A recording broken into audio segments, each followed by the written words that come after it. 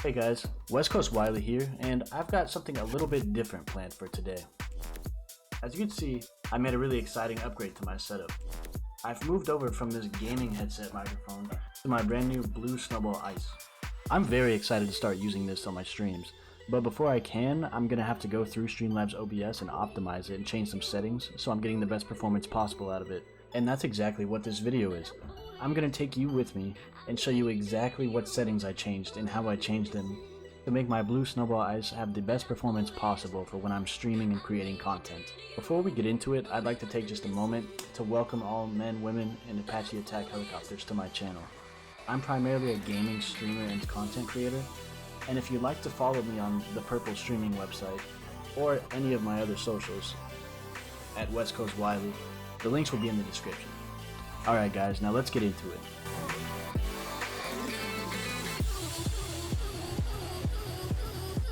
So first thing I'll do is I'll open up STREAMLABS OBS. Once you have STREAMLABS OBS open, the first thing you want to do is look at the bottom right and look for the input that your microphone's attached to. If you'll notice here, my input's titled Audio Input Capture. You're going to want to remember that as it's going to be helpful in just a second. Next, I'm going to go over to the mixer and the settings wheel on the top right of the mixer. I click on it. This opens up an entire advanced audio settings menu, but don't worry, we're not messing with very much of this at all. You're going to want to look for your microphone source. So for me, that would be audio input capture right here. And you go to audio monitoring.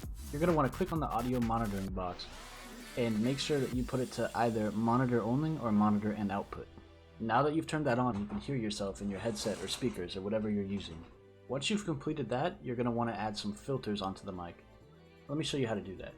So you're going to want to find your microphone, whatever it's titled. Remember, mine's audio input capture right here. And look all the way to the right, there will be an individual settings wheel, and scroll up to filters. Click on filters and you'll see that I have 4 here: gain, noise suppression, noise gate, and compressor. Those 4 different filters are what we're going to need to set up today, and I'll show you exactly how I did that. The first filter that I set up is gain. Now gain works as an overall audio volume control, and turning the gain up will make your voice louder, and turning it down will make it quieter. This is very dependent on what exact setup you're running and your gain, volume, audio, and everything, but just remember that you have this scroll wheel and you can turn it up like this and down like this as needed. Now let's move on to the next filter. The next filter that I'm going to help you set up is noise suppression.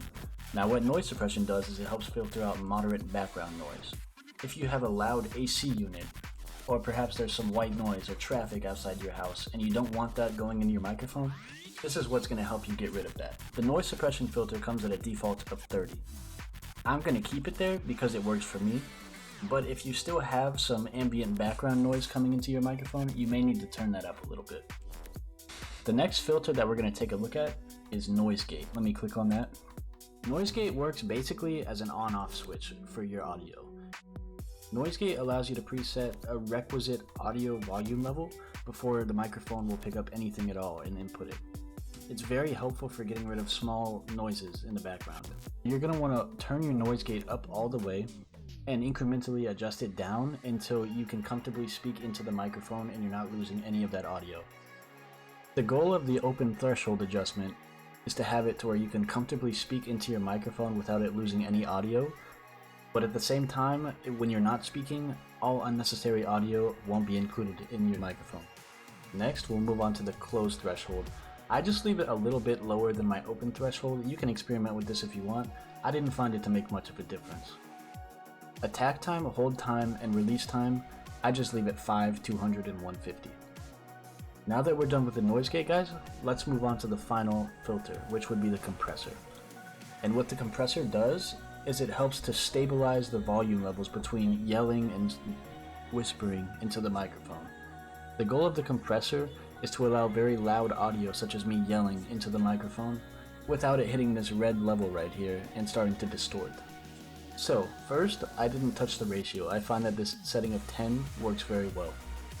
Next, we move on to threshold, and what you're going to want to do is yell or make very loud noises into your microphone and check where the bar goes to. As I'll show you right here. It's working very well. I have the attack and release settings at 1, which is the minimum. This makes sure that the compressor will engage and disengage as quickly as possible. Output gain, you're not going to want to touch that. This is the same thing as the gain filter that we already implemented before, and you don't want to adjust gain in multiple levels because it could lead to some confusion with volume. The gain filter that we put up right here will do the job plenty fine. Exit out, guys, and make sure to go back over to the mixer settings down here and turn your mic back to monitor off unless you want to hear yourself talk the entire time. Entirely your choice. And once we have these 4 filters set up, we're done. Alright guys, before I let you go, I want to thank you for watching the video. I hope it helped you out.